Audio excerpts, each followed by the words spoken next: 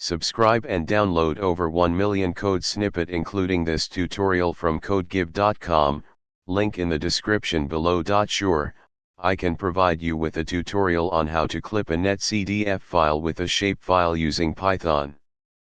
To accomplish this task, we'll use the xarray, geopandas, and rasterio libraries. Here's a step-by-step guide. Make sure you have the necessary libraries installed. You can install them using the following commands. Load your NetCDF file using xarray. Load your shapefile using geopandas. You can save the clipped data to a new NetCDF file. If you want to visualize the clipped data, you can use the following code. Replace your variable name with the actual variable name you are working with. This tutorial provides a basic example of how to clip a NetCDF file with a shapefile using Python.